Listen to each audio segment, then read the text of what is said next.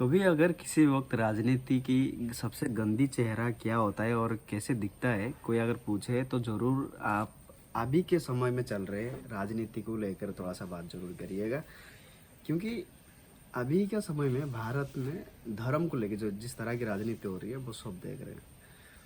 लेकिन एक तरफ जो धर्म की राजनीति है वो कहीं ना कहीं किसी पार्टियों को मतलब मजबूत बनाती है, उनको किसी ना किसी तरीके से फ़ायदा दिलाती है। मैं पार्टी का नाम नहीं लूँगा, आप लोगों को पता है वो पार्टी। और I am not that much political interference, I don't have anything like that, but लेकिन धर्म किसी पार्टी से बिलोंग करती नहीं है। धर्म सैकड़ों साल पहले, लाखों करोड़ों साल पहले की कहानी है, एक लिखी गई कथा है, एक विश्वास है, एक भरोसा है, एक अपनी ज़िंदगी का अटूट हिस्सा है जो हम लोगों ने, हमारे पूर्वजों ने और उनके पूर्वजों ने कैरी करके लेके आए हैं। और अब उस धर्म को लेकर राजनीति हो रही है और राजनीति में इसका बड़ा फ़ायदा सबको हो रहा है। Each and everyone having that the benefit of doing religious politics. But उसका साइड इफ़ेक्ट सबसे बुरा क्या होता है पता है आपको? सबसे बुरा ये होता है कि अब हिंदू धर्म जो है वो कईयों के निशाने पर आ चुकी है। खास करके दूसरे जो धर्म के लोग हैं, चाहे आप सिख हो, ईसाई हो, क्रिश्चियनी, मुस्लिम, सबके निशाने पर अब इस वक्त हिंदू धर्म जैसे है। मुझे ऐसे पर्सनल फील होता है।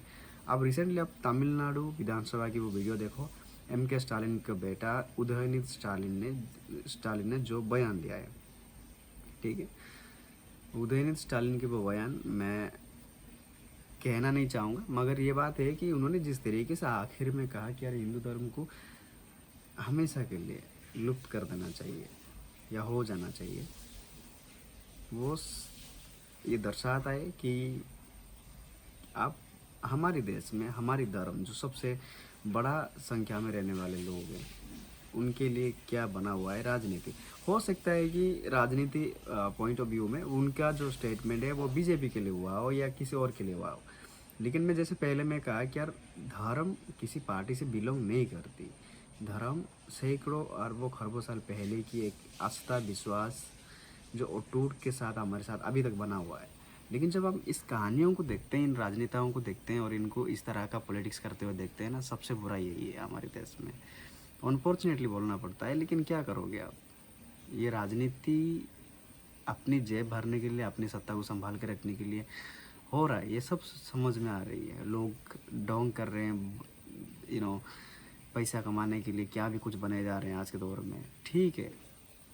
लेकिन उन चीज़ों को क्रिटिसाइज़ करना या फिर इन चीज़ों पर बेसिकली बैठ कर चर्चाएँ करना एक समझ में आती है।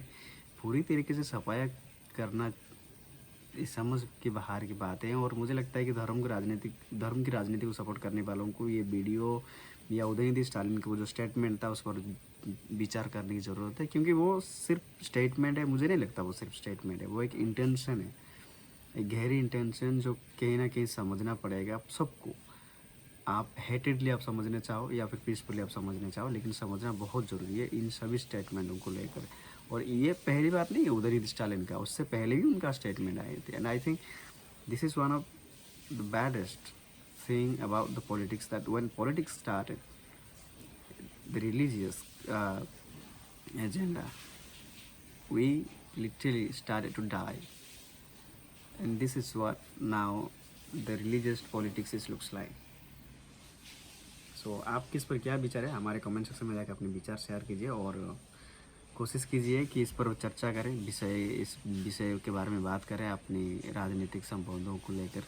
और धर्म की राजनीति कहाँ तक सही है, हमारे कमेंट सेक्शन में जाकर अपनी राय जरूर दीजिए। शुक्रिया, मैं हूँ कृष्ण।